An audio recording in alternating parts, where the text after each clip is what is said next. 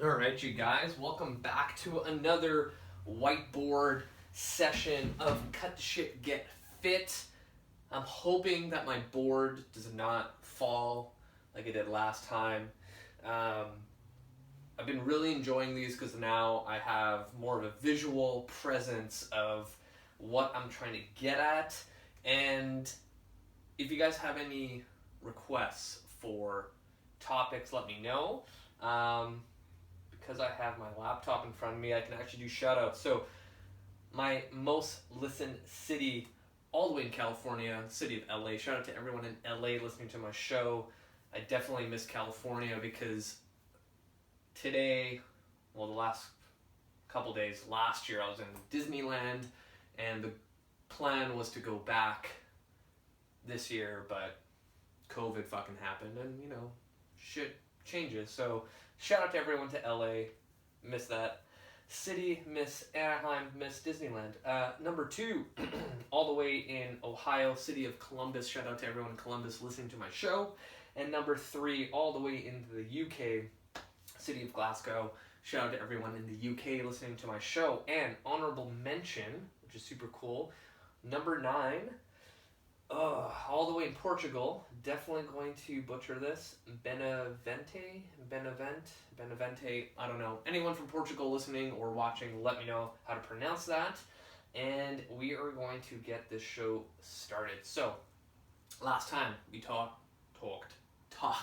about the benefits of kettlebell training, and I ended up going through the Turkish get-up and all of its benefits and how I use it and where I use it and some standards and stuff like that. There's a reason why I left the board just the way it was last time.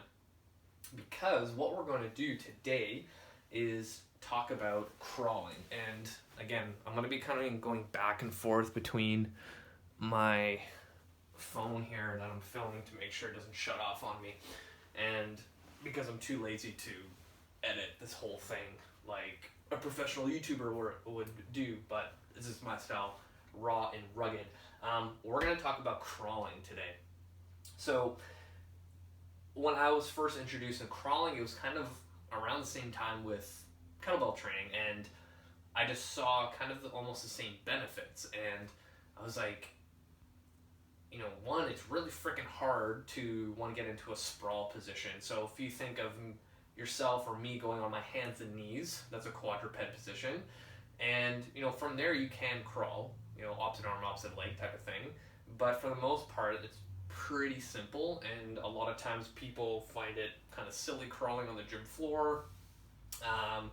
And sometimes you don't have that buy-in with your client that, hey, this is going to help you. So you would go into a sprawl plank or a bear plank, whatever you want to call it.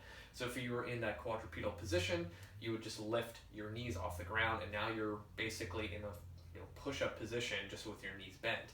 And most of the time I just get people to hold that for 30 seconds, and then they're like, oh shit, that's pretty hard. And now you add a component of crawling forward with the opposite arm and opposite leg, and you start seeing people's deficiencies and asymmetries. A good example is that a lot of men, because men tend to have more upper body strength than women, they tend to shift their weight forward more into their upper body than their legs, because usually their legs are pretty weak. And it's the opposite for women, where they shift their weight more into their legs because they're stronger in their legs than men. And you start seeing those small asymmetries just from a crawling exercise. Now, there's so many other aspects of crawling that you can do where you can start. The one thing that I love doing is, I'm like, okay, we're going to do the bear crawl. I'm going to get you to crawl forward for 10 repetitions. Every time your hand moves, it's one repetition. And then when you get to the 10th rep, I want you to come backwards. And then, client goes, okay, yeah, sure. The moment they have to go backwards, it's like their brain can't make the connection with the rest of their body on how to perform that movement. And when you think about crawling, it is literally the precursor to walking, because it is opposite arm, opposite leg, the reciprocal hand and leg motion that we do every single day, and how we run, how we jog, and everything.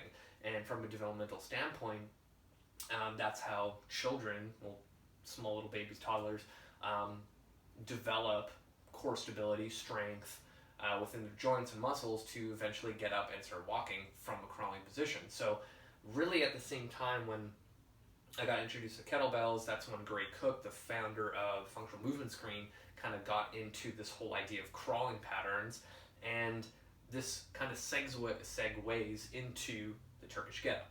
So I have here a list of all the benefits of crawling, which we're going to go through, and I want you to try to remember from last video if any of these sound familiar. So if you do any kind of Google search of the benefits of crawling for exercise, this list will pop up.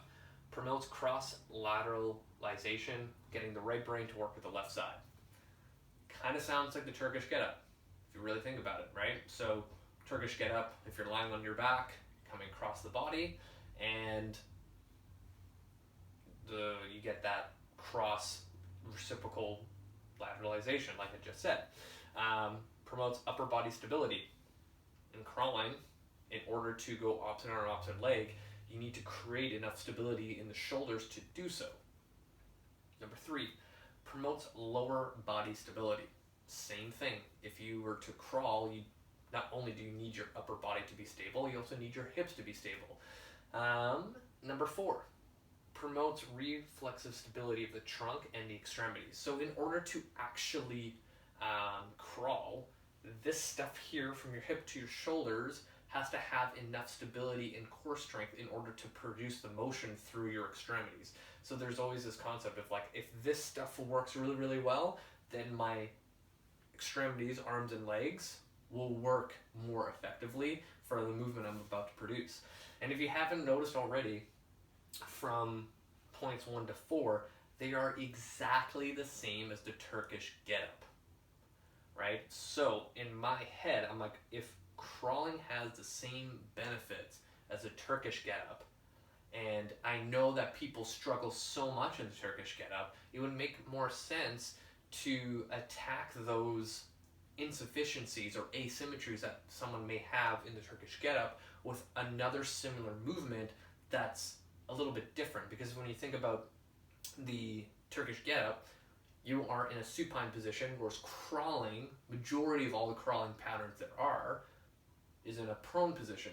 So just like, this is a whole nother topic that I can get into, but just like if you're in the gym and you are a big fan of bench press, push-ups, cable flies, cable chest press, whatever it is, then you would want to supplement that pushing pattern with a pulling pattern, so then you have a good ratio of push to pull. Like, we all know that if all you did from Monday to Friday was some sort of chest exercise of a horizontal push, you're gonna end up injured, weird posture stuff and all that kind of crap. So it would make sense that every time you do a chest press, you'd want to do some sort of row, dumbbell row, whatever it is. So we can use the same concept, same thought process for exercises that exposes a lot of weaknesses and just attack it in a different plane of movement or indirect plane of movement.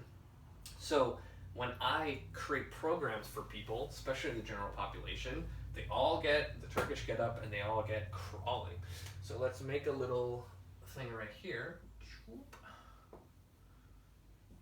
A whole other category, crawling.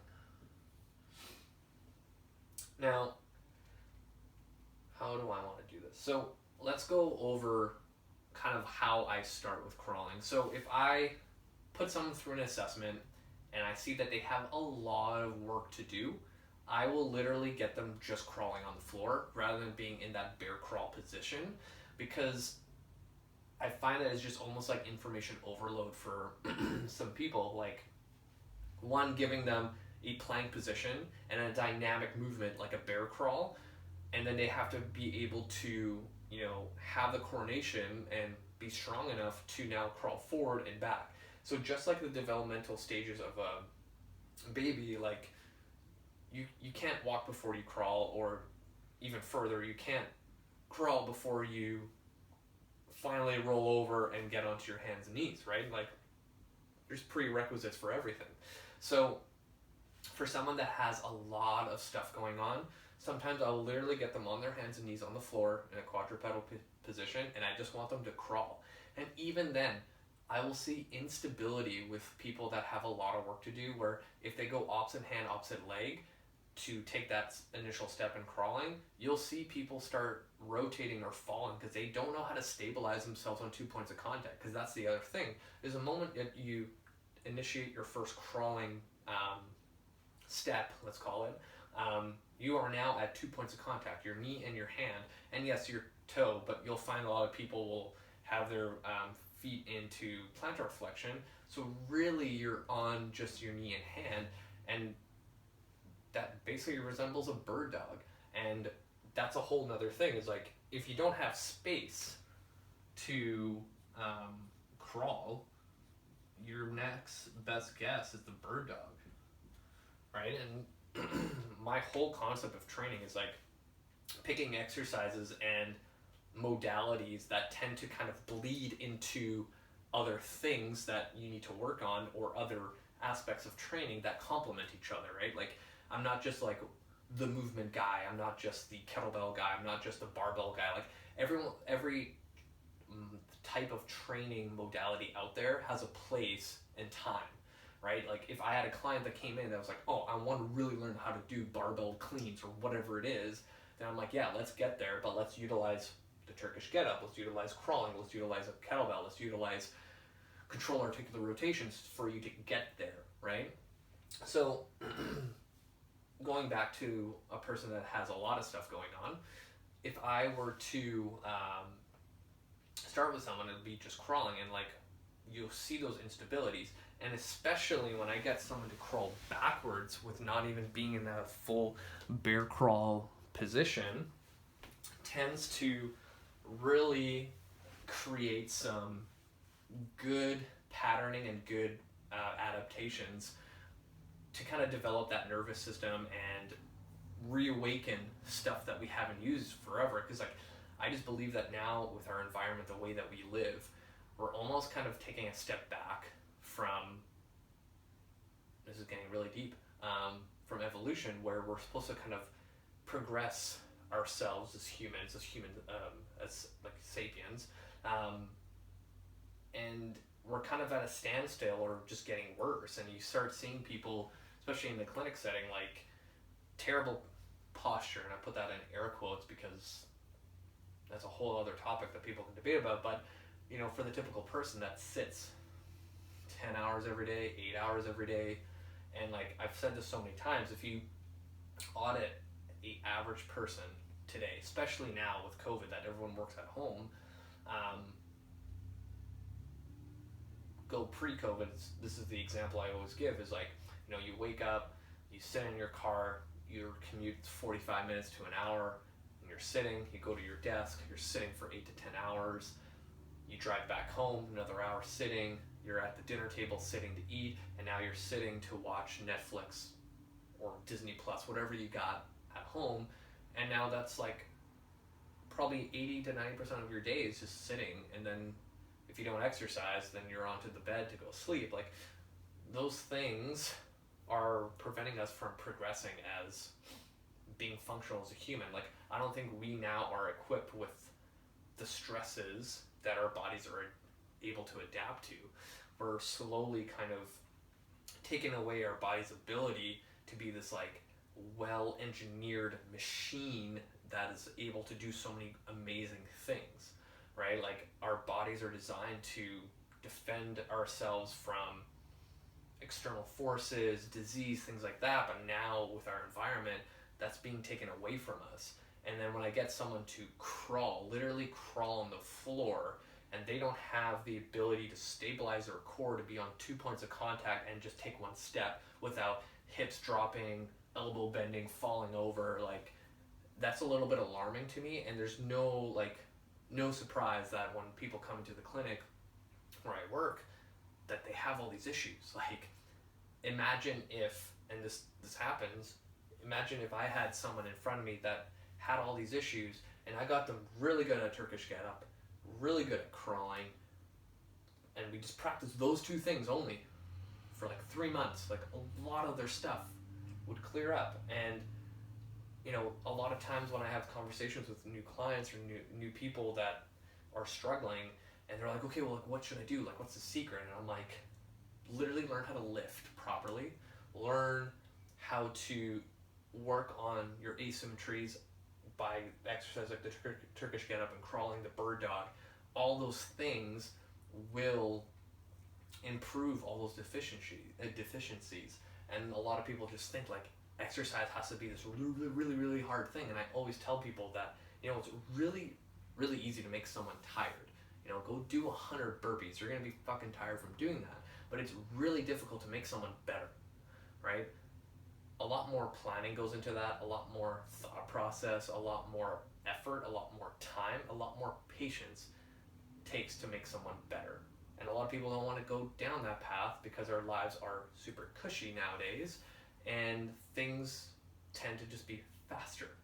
And when it comes to influencing change in our bodies, influencing muscle change, like tissue change, that takes time. Like, I would almost go down this whole rabbit hole of like, to change tissue quality, if someone was injured or if they want to get more flexibility, whatever it is as difficult as permanent weight loss where you're, I lost 20 pounds and it's been off for like 6 years and counting, right? I think it's toe to toe almost the same. Where was I going with that? I tend to go on tangents a lot, but let's continue with our list. If my laptop will turn on.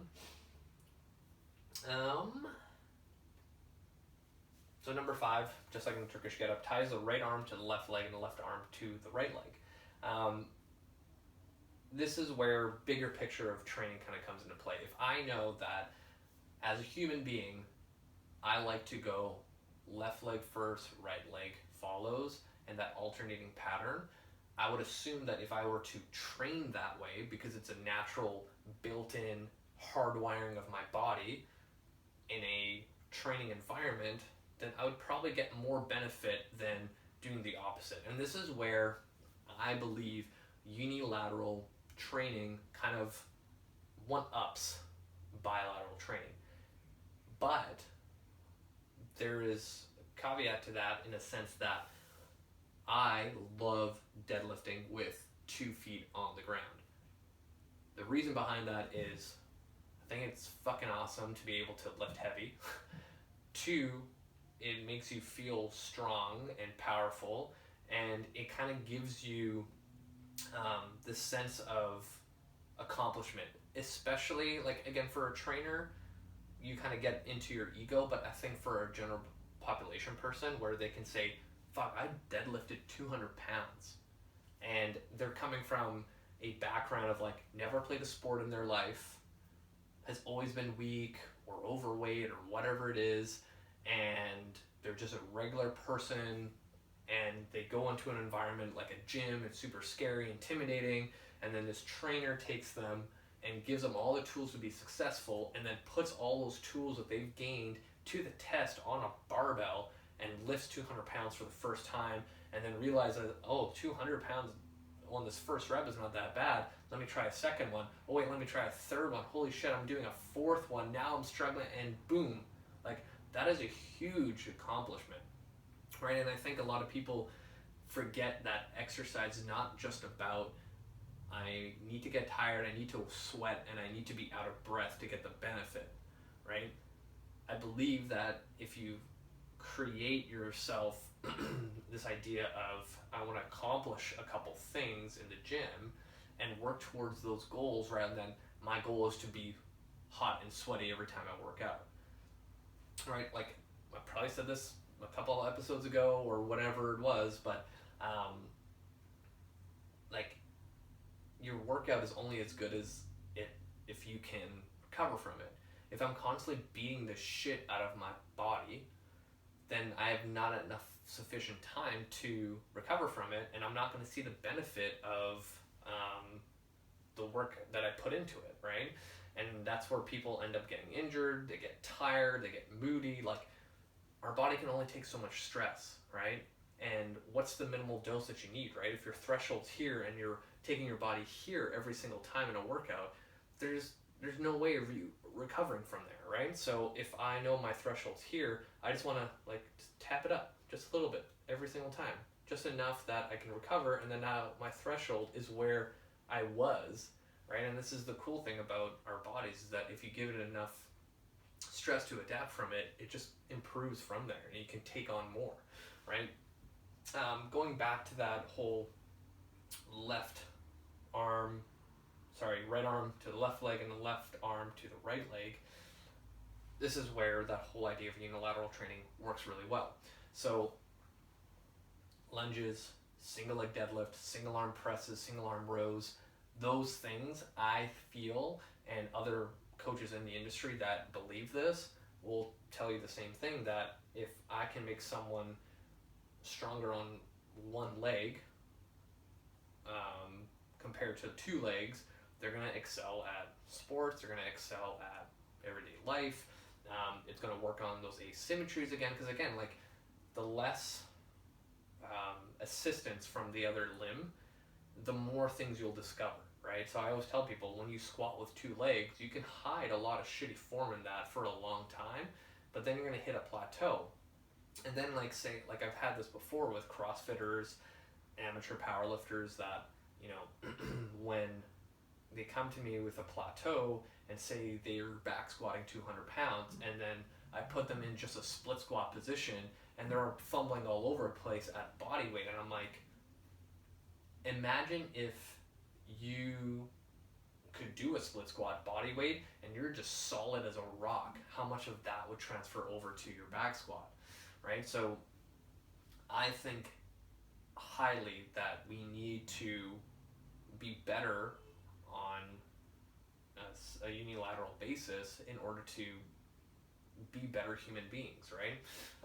Again, there's no research on it, but it just makes sense to me, right? If someone came to me, they're like, no, I like to bench press, squat, and deadlift. I'm like, sweet. If that's your thing, go for it, but we're going to supplement other stuff so you can be better at it, right? It's just like anything. Like if I were to get a client that's a power lifter, or any sport, like name any sport that comes to mind, I would train them for the specifics of the sport, but stuff that would also support it, right? Man, I'm going all over the place when it comes to just crawling. So if I were to go on the concept of the single arm, single leg process, crawling hits that really, really nicely. And, you know, because I have this whole bird dog thing, one, it's one of those exercises that everyone has done in their lifetime of training. Everyone has probably seen it in the rehab setting. Their physiotherapist probably gave it to them. I think almost everyone knows what a bird dog is. But the biggest pet peeve of mine is that people do not do the bird dog properly at all. I posted a upgraded bird dog, in my opinion, because if you look at what the bird dog is supposed to do, it is supposed to simulate, I'm going to write this down, stability. I just wrote stab for the shoulders, hips,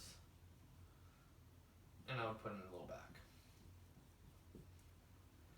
How am I supposed to create stability if I'm just going through the motion of reaching and kicking and not thinking about actual stabilization, right? So stability is that safety net for our joints. If I need to create stability, I also need tension, right? If someone were to tell me that someone's gonna punch me in the gut, my core needs to stabilize to absorb that impact. So it needs to be somewhat braced. It's not going to be loosey-goosey like a bird dog. The bird dog needs to have some sort of tension to create that stability, but also have a moment where it relaxes. So they've done really cool studies of top athletes to see if there's a commonality between all of them when they do what they do best. So someone like Usain Bolt, the moment that his foot touches the ground to produce power, his entire body is contracted and he's solid as a rock. And then when his foot comes up to go to the next step, and in running there's literally a split second where you're like floating in the air, his entire body is like, there's nothing going on. There's no muscle activation. So it's like contract, relax at a high rate, right? And that's what allows these athletes to produce force and just be as good as what they do, right? So the bird dog teaches your body how to do that, but not at such a high level, but gives you the basis to do that, right? So if you're just going through the motion, then you're not getting the benefit. You're just moving for no apparent reason. So when I see people doing the bird dog, I'm like, fuck, you're leaving a lot on the table. So imagine you crawling. Would you want, or even, let's go to the crawling idea. If I have on my hands and knees and I take my right hand forward and my left leg forward, do I want to be super loosey-goosey, or do I want some sort of tension that when I make that step, it's solid? You know what I mean? So with the bird dog, same idea. When I coach it, when I tell people, as you are kicking out and reaching forward, I want you to think of creating tension in your body. There's a couple things of the way to do that.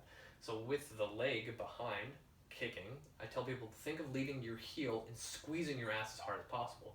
The biggest mistake I see people doing is when they kick that leg back, they're kicking like up towards the ceiling. And what happens is like you're not going to get good glute engagement, because in a good healthy hip extension is up to 20 degrees. If you're going past 20 degrees, then you're just recruiting lumbar extension to get up there. And the last time I checked, when you walk or run, you don't really want lumbar extension into this position, because now you're leaving a lot of power production because your glute is not firing the way it should. So then people become dominant in lumbar extension and hamstring extension, right? So one of the reasons why low back patients get the bird dog is they think like, oh, the bird dog, 2 points of contact, you need to stabilize your core and it's going to be better. But if you don't know how to coach it, a lot of times that heel that's being kicked back, you're teaching your body that anytime I want to have hip extension, I need to use my lumbar spine.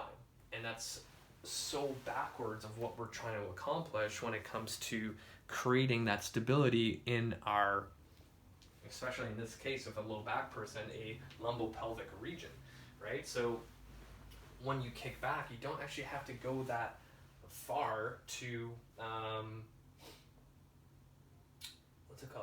to go that far to get the benefit of the exercise. So as that's happening and you're also reaching, I tell people I want you to create a fist as hard as possible, right? So as they reach forward, you're thinking of like both the hand and the heel creating as much tension as possible, and also the hand that's supporting you, I'm telling people to corkscrew in to the ground to create even more tension. And then on the way back, that's when they kind of relax. So contract, relax, contract, relax, contract, relax.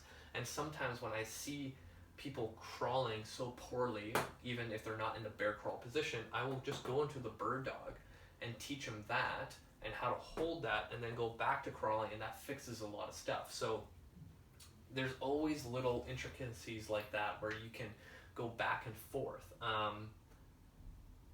And then the other thing too is like, as people get better at this, there's so many other variations that you can do. You can use bands, you can use kettlebells, you can use sandbags for that bird dog position, and then get into more advanced crawling. So let's go back to our list, because I feel like I'm kind of going all over the place. But just like crawling, just like the Turkish get up, crawling also hits the visual system, the vestibular system, and the proprioception system because if you think about our hands, and this is where I like people training barefoot, just like kettlebell training. Our hands are exposed to so much every single day, so we get a lot of good feedback and a lot of good proprioception. With our feet, on the other hand, even me right now, I'm wearing socks, so I'm eliminating that first layer of touch that my feet should have to kind of feel what we're doing. So when I get people crawling, again, right now I'm not in a position where I can get them barefoot, but ideally, if you were barefoot, now you're getting more feedback to your feet. And that's another whole other topic of how to kind of develop yourself. And this is why I think kettlebell training and crawling go hand in hand together, right? There's a reason why yogis in classes are always barefoot. There's so much more feedback. Like, imagine you doing a yoga class with shoes on or socks on. Like, it's not going to feel the same. You're not going to have that sense of balance. You're not going to have that sense of proprioception. You're probably going to fall over trying to do warrior 2 or 3, whatever it is, right? So these two kind of go hand in hand. And I think also, like, being able to develop strength in this position, like, when crawling becomes easy, especially just going forward and back, we get into like lateral stuff. I'll get into, you know, placing a weight on the back. Like, imagine if someone got so strong at crawling, like how much more they could do with their body, and the benefits just like they just keep the lists are endless, right? And this is where I think programming becomes an art. Like what I said before, like if I know the Turkish get-up hits these 12 points that I listed last time, and then the crawling does the same thing, just a different way of doing it, it's just a different position of your body, then like this is solid. Like, this is why every single program I create has some sort of component of the get-up and some component of crawling, bird dog, whatever it is. Now, where we can go from here too is, like, you know, clients tend to want some sort of variation, and sometimes you can't just do the Turkish get up for an entire year. So if I went from the concept of crawling and the bird dog, another thing that I get into is the dead bug. And the dead bug, just like the bird dog, is kind of one of those things that almost every single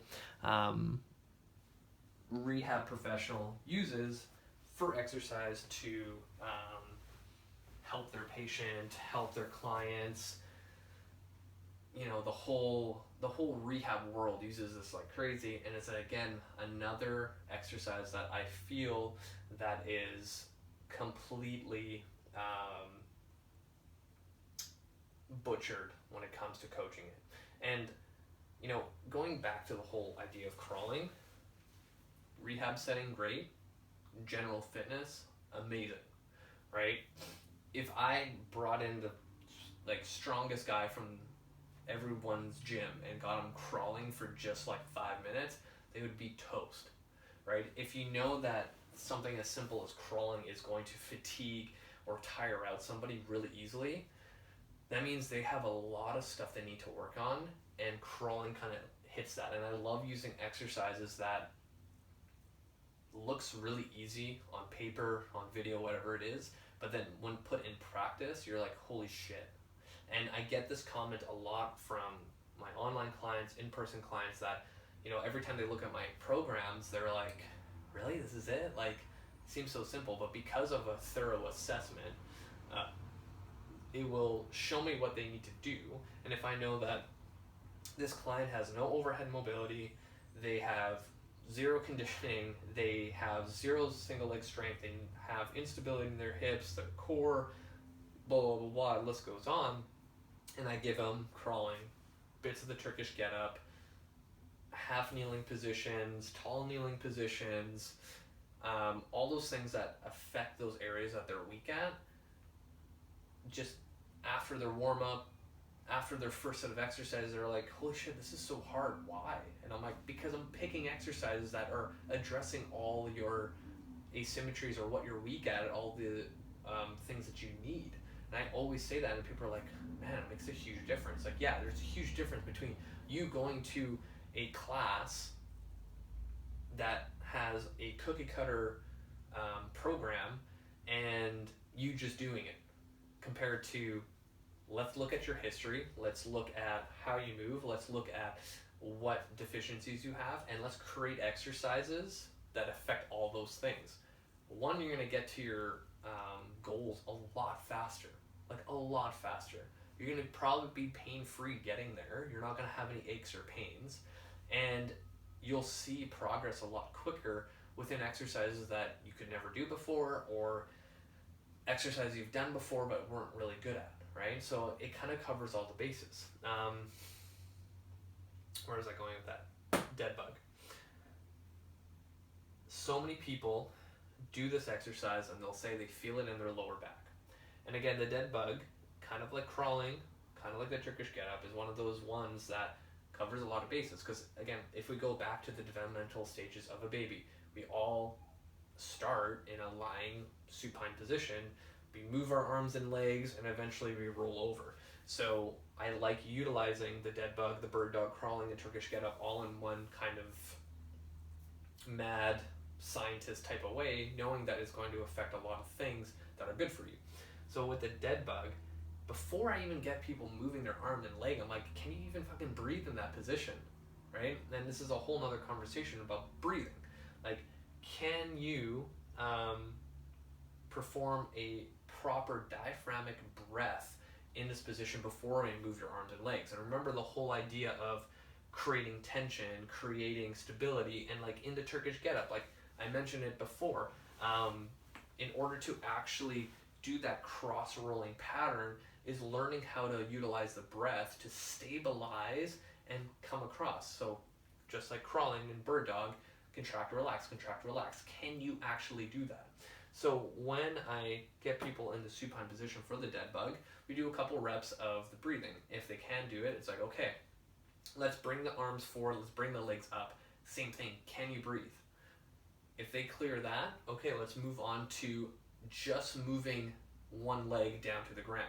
So when I coach it on one deep breath in, at the diaphragm, they hold, extend the leg, exhale hard, coming back in.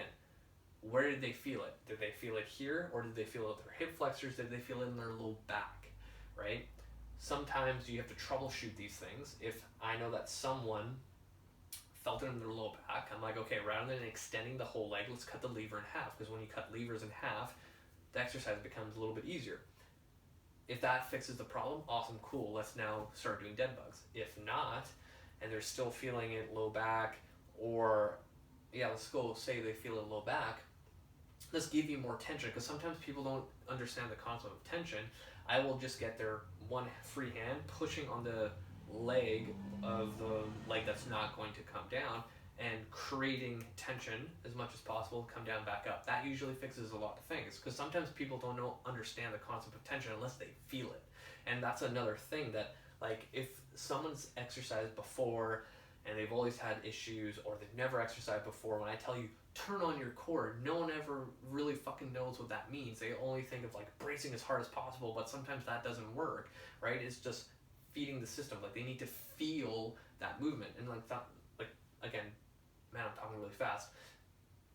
Pre-COVID, when I teach a movement sometimes and people don't get it, I will physically move their legs. So like when I teach hip cards, for example, I will literally move people's limbs so they can feel what they're supposed to do, and it's that much faster for them to learn the movement, execute it, and be a better human being. So sometimes with the dead bug or bird dog, like learning tension, I will do little things like that to have them feel it. So even the Turkish get up, like I can't remember if I talked about this, I don't think so. Like sometimes when you teach them how to breathe, they're still not getting that whole idea of tension. So like sometimes I'll play the starfish game, and again, nowadays you can't really do it, but pre-COVID, having someone lying on the ground like in a starfish position, and I tell them, don't let me move you. I will try to lift their leg off the ground, lift their arm off the ground, and they're just fighting for that spot. And I'm like, that's the feeling I want you to have when you do the Turkish get-up. Crawling, bird dog, dead bug, to create stability, which is safety, within your body, right? When people get that, it becomes like a domino effect of everything else. And I think for the next episode, I'm going to go into the 3 things you need for a foundation. It also contributes to a whole rehab setting as well. And I think that's going to help a lot of people understand why the foundations are so important and why skipping steps tends to cause more problems than solutions. And I think that's going to be a good place to end. If you guys have any questions, feel free to reach out. Hopefully I didn't ramble all over the place, but when my mind starts going, I have like a lot of ideas that need to come across. For those who are listening, click the show notes, the videos here, so you can see the board and me rambling with my hands and stuff like that. But thank you for listening. Thank you for watching. You guys are amazing. Until next time, that's it for today.